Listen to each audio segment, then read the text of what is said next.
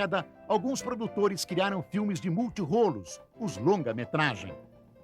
A similaridade com o teatro atraiu a classe média para a nova diversão. As projeções eram acompanhadas por músicos ao vivo que faziam até efeitos sonoros condizentes com o que aparecia na tela. Diálogos e explicações do enredo eram mostrados com cartazes. O primeiro filme de estilo desenvolvido nos Estados Unidos foi o Faroeste. As comédias também faziam sucesso. E nasciam as estrelas do cinema mudo, como Charlie Chaplin, o Carlitos para nós brasileiros. O grande ator da época, Rodolfo Valentino, era o delírio das mocinhas. Aqui ele interpreta o Sheik. O Brasil acompanhava de perto a evolução do cinema. O primeiro cinema, o Cinematógrafo Edson, no Rio, tinha sido aberto em 1898, antes mesmo que nos Estados Unidos. O cantor de jazz, estrelado por Al Johnson, mudaria tudo. Em 1927, os filmes começaram a falar.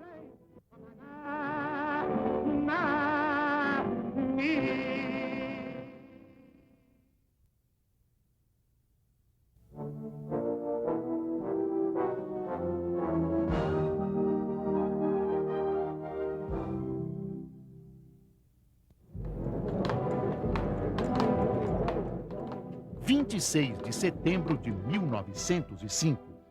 A famosa teoria da relatividade de Albert Einstein foi publicada no jornal especializado alemão Ahnen der Physik.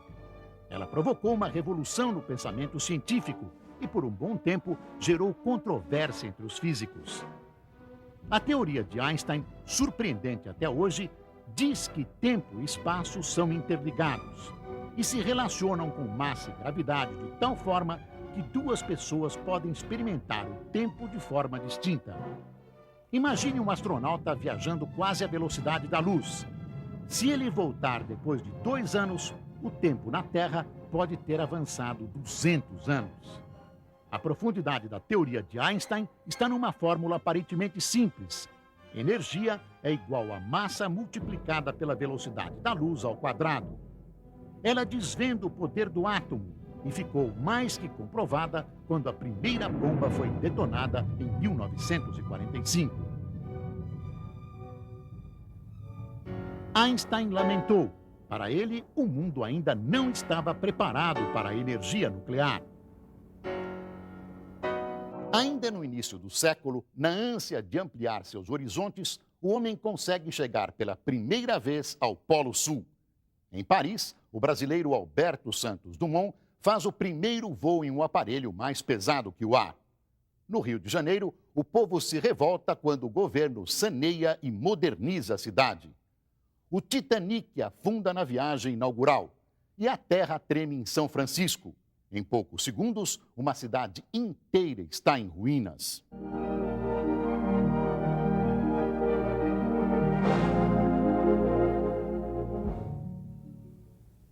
18 de abril de 1906. O dia ainda não havia nascido em São Francisco, na Califórnia, quando um estrondo foi ouvido e um dos mais destruidores terremotos da história americana rasgou a cidade. Foram 6 grandes ondas sísmicas que alcançaram a magnitude de 8,3 graus na escala Richter. O terremoto rompeu tubulações de gás e os incêndios irromperam por toda a parte. Os bombeiros se viram com as mangueiras secas, porque os dutos também foram destruídos. O fogo fora de controle durou 3 dias e 2 noites. No 4º dia, a população caiu na realidade. Uma cidade de 450 mil habitantes, sem comida e água e com a metade das casas destruídas.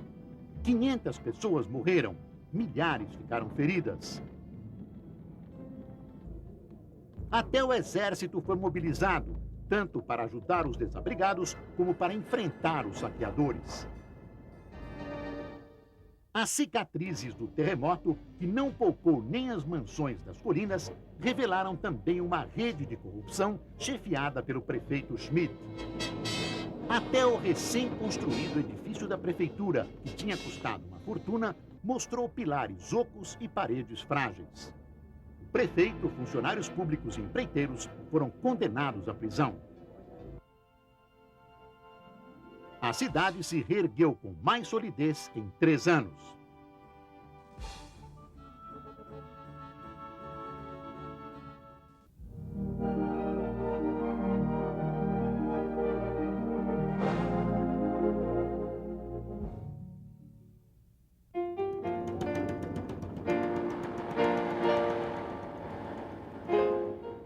Em 23 de outubro de 1906. Um brasileiro inventivo, Alberto Santos Dumont, maravilhou Paris e o mundo.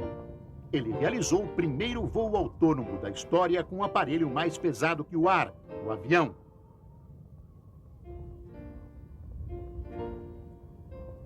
Desde o final do século anterior, Santos Dumont já voava pelos céus de Paris em balões de gasélio impulsionados por hélices motorizadas. Em 1901, ganhou um prêmio valioso por ter dado a volta à Torre Eiffel num balão.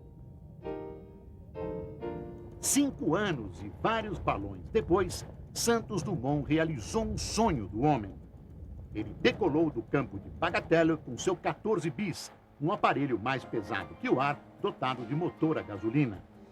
O voo foi oficializado como o primeiro da história e Santos Dumont se consagrou como o pai da aviação.